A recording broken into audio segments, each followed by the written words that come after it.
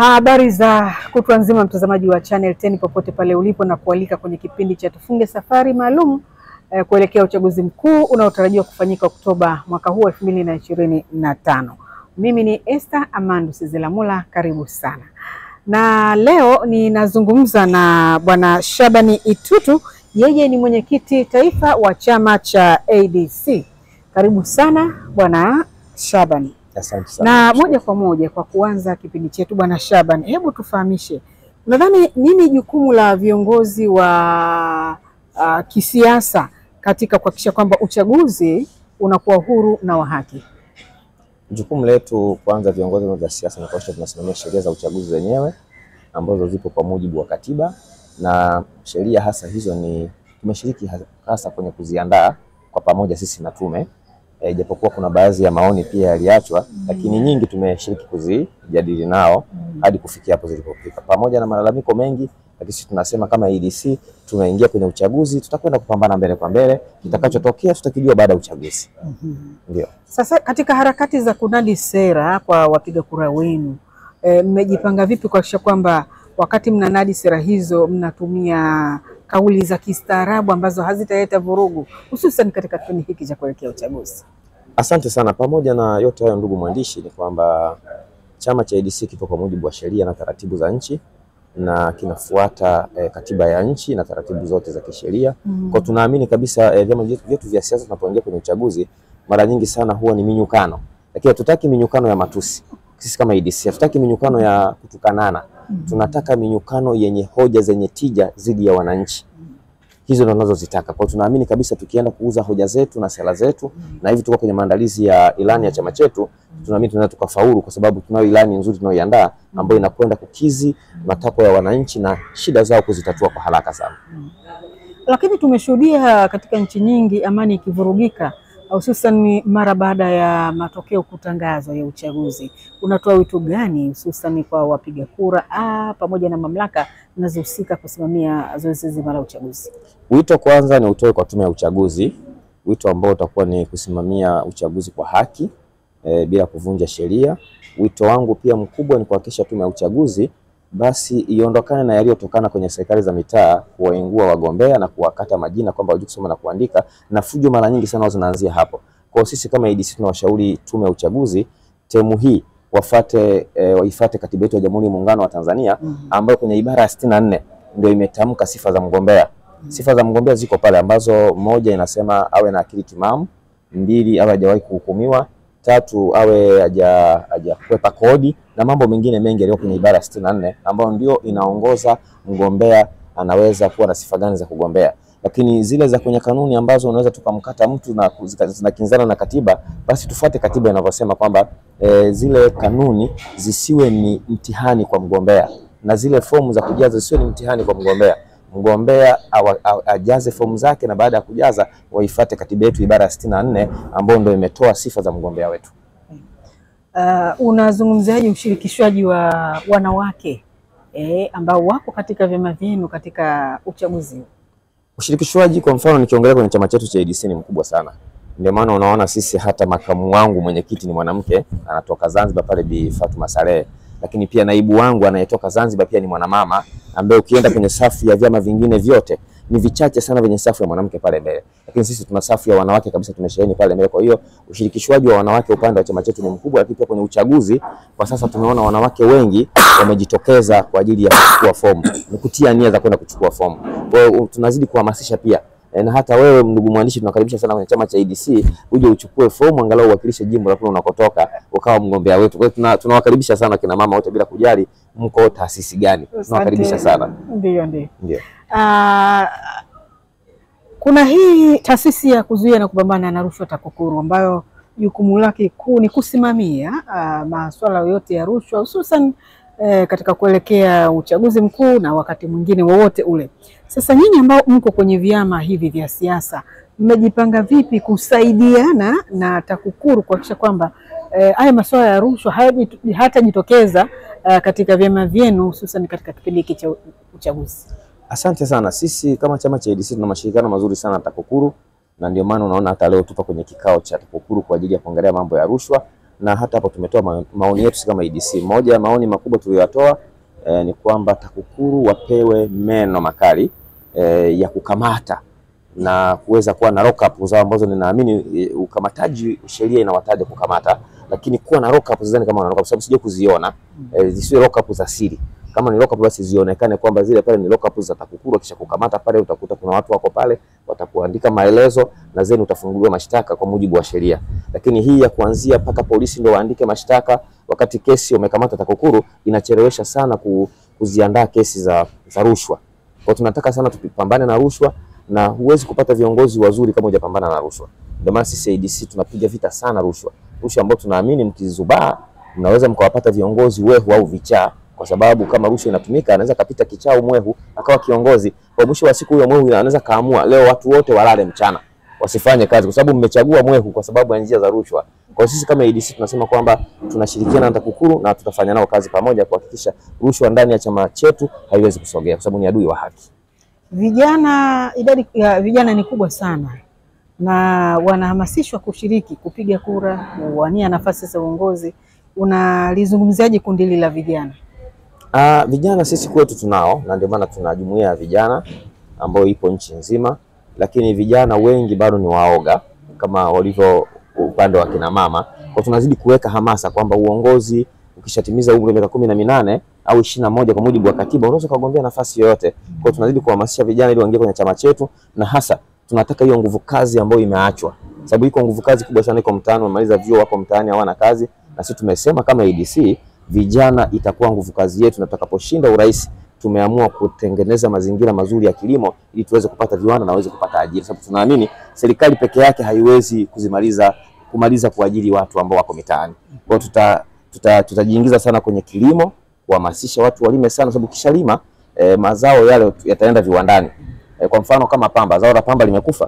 Kwa sababu tunasema tunakwenda kufufua zao la pamba ambalo limetelekezwa, limeachwa, na leo wakulima wameacha kulima pamba. Hata ukikuta wamelima basi wanapata kwa kiwango kidogo sana, kwa sababu bei ya pamba bado haijaeleweka mpaka leo. Kwa hiyo huko kwenye hilo zao la pamba tutakwenda kuinua pia kwenye korosho. Tunataka kuona kabisa mkulima anafaidika na korosho yake, kama mkulima wa pamba atakapofaidika na uuzwaji wa hiyo pamba. Lakini pia tunataka zabibu, tujenge viwanda vingi maeneo ambayo zabibu inalimwa ili tuweze kupunguza msongamano wa watu ambao hawana ajira. Hayo ndio malengo yetu makubwa. Lakini pia kilimo cha mahindi ni muhimu sana kwa ajili ya chakula, kilimo cha mtama kwa ajili ya biashara. Yote huko tutakwenda kuweka vizuri ili vijana wetu waweze kupata ajira. Mtazamaji, kazi na utu, tunasonga mbele, ndiyo kauli mbiu ya uchaguzi mkuu kwa mwaka huu wa 2025, hususan katika uchaguzi unaotarajiwa kufanyika mwezi Oktoba. Kwa kumalizia kipindi chetu, unatoa wito gani sasa kwa wapiga kura, viongozi wa dini, viongozi wa siasa, makundi mbalimbali, watu wenye ulemavu, katika swala zima la kuhakikisha kwamba wanashiriki kikamilifu wakati ukifika kujitokeza kupiga kura na kutokuwa na vurugu ambazo zinaweza kuhatarisha amani? Wito wangu kwanza ni tuanze uchaguzi kwa amani, tuumalize kwa amani. Nchi hii bado inatuhitaji sisi, lakini kuna wengine wanazaliwa bado wanahitaji nchi hii. Kwa hiyo tukiondoa amani ya hii nchi, inawezekana kizazi kingine kikakuta nchi iko kwenye machafuko, inawezekana wakazaliwa watoto nchi zingine baada ya kuzaliwa ndani ya nchi yao. Kwa wito wangu ni kwamba wapiga kura wakapige kura, lakini tunaamini mwaka huu kwa ninavyoona, tunaamini hakuna mgombea atakatwa. Kwa hiyo wasitarajie kukatwa wagombea kwamba ili fujo zianzishwe.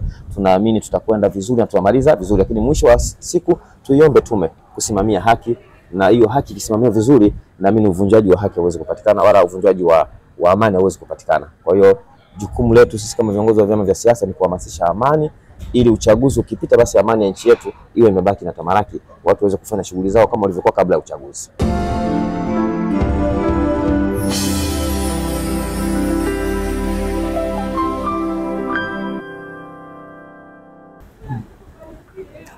Mtazamaji, na sasa tumsikilize mkurugenzi wa taasisi ya kuzuia na kupambana na rushwa Tanzania TAKUKURU, Bwana Crispin Chalamila, na yapi ya kuzungumza kuhusiana na umuhimu wa vyombo vya habari katika mapambano dhidi ya rushwa, hususan katika kipindi hiki cha kuelekea uchaguzi mkuu unaotarajiwa kufanyika Oktoba mwaka huu wa 2025.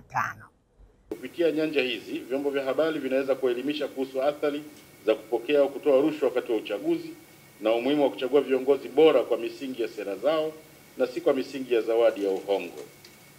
Elimu hii ni muhimu sana imfikie kila mpiga kura, na tunaamini jambo hili haliwezi kutekelezwa kwa ufanisi bila kupitia kwenu. Tunawashukuru sana kwamba baadhi yenu mmetualika kutoa elimu hii kwenye vituo vyenu, lakini tunaomba mialiko kama hii iendelee zaidi na zaidi.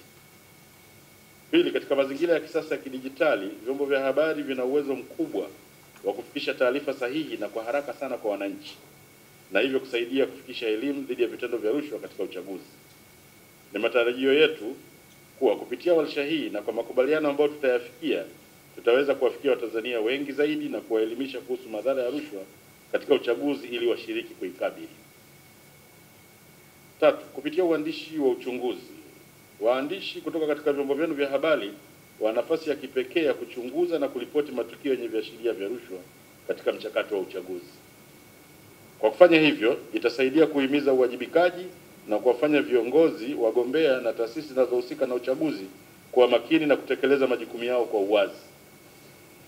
Kwa sababu hizi tatu ambazo of course nimezitaja kwa uchache tu, tunaona kuwa tasnia ya habari si mtazamaji tu wa uchaguzi, bali ni mshiriki halisi na mshiriki muhimu ambaye tunapaswa kushirikiana naye kwa karibu, hasa katika mapambano dhidi ya rushwa na ujenzi wa demokrasia ya kweli. TAKUKURU inaamini kuwa haya yote yanawezekana kupitia kwenu, wahalili wa vyombo vya habari. Ndugu washiriki, ni kweli usiopingika kuwa uwepo wa vitendo vya rushwa katika uchaguzi unaharibu misingi ya kidemokrasia na utawala bora na uathiri uchaguzi kwa njia mbalimbali kama hizi zifuatazo: kuvuruga uwepo wa usawa na ushindani baina ya wagombea kwa kutoa upendeleo kwa wagombea fulani; inadhoofisha utawala bora na demokrasia, ambapo baadhi ya wananchi wenye sifa za uongozi bora, mfano uadilifu na uwajibikaji, hushindwa kugombea au kutoteuliwa ama kutochaguliwa kwa kutokuwa tayari kutoa hongo. Inasababisha kuchaguliwa viongozi wala rushwa ambao hawawezi kuongoza kwa misingi ya haki, usawa, uwazi, uwajibikaji na uzalendo, mambo ambayo ni muhimu sana katika ustawi wa wananchi. Inasababisha uvunjifu wa amani kutokana na migogoro ya mara kwa mara ya kisiasa. Inasababisha taifa kuendelea kugubikwa na vitendo vya rushwa. Vitendo vya rushwa vinachangia kuwafanya baadhi ya wananchi kukosa imani na mifumo ya utawala na taasisi za serikali, na wakati mwingine hata kusababisha machafuko. Na mwisho lakini si kwa umuhimu, vitendo vya rushwa vinadhalilisha utu kwa kufananisha thamani ya mtu na hongo, yaani fedha, nguo au chakula anayopewa ili apige au asipige kura. Ndugu washiriki, jukumu la kuzuia na kupambana na vitendo vya rushwa katika uchaguzi pamoja na mambo mengine linajikita katika hatua 4 zifuatazo. Ya kwanza, hatua za awali: kuhakikisha uteuzi wa wagombea unazingatia sheria, taratibu na usawa wa fursa. Hatua ya pili ni kipindi cha kampeni: kuzuia matumizi mabaya ya rasilimali za umma, udhibiti wa fedha ya kampeni na kuhakikisha upatikanaji sawa wa fursa kwa vyama vya siasa na wagombea. Hatua ya tatu ni siku ya kupiga kura: kuhakikisha mazingira salama na ya haki bila vitisho wala ununuzi wa kura au upendeleo. Na hatua ya 4 ambayo ni ya mwisho, ambayo inakuja baada ya uchaguzi, ni kuhakikisha ushughulikiaji wa malalamiko ya uchaguzi kwa uwazi na haki na kuchukua hatua dhidi ya watumishi au wanasiasa waliokiuka maadili.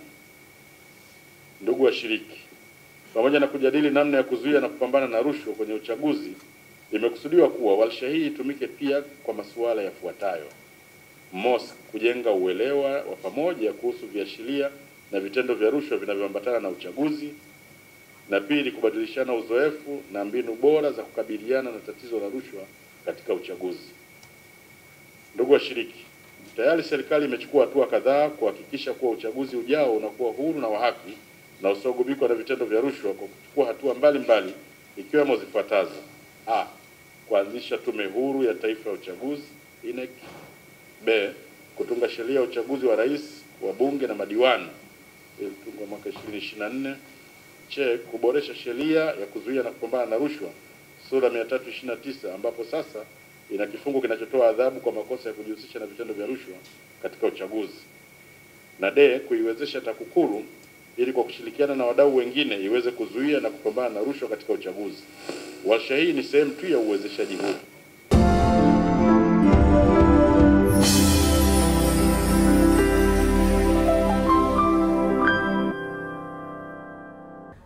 Mtazamaji, huu ni muendelezo wa kuzungumza na baadhi ya viongozi wa vyama vya siasa hususan katika kuelekea uchaguzi mkuu unaotarajiwa kufanyika Oktoba mwaka huu 2025.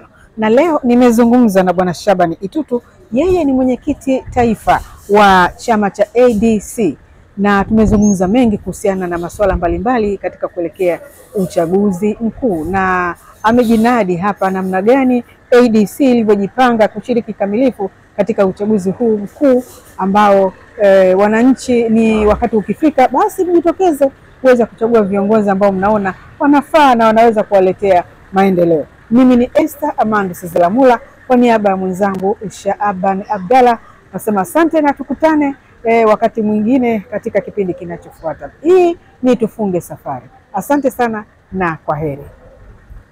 Asante na kushukuru sana. Asante.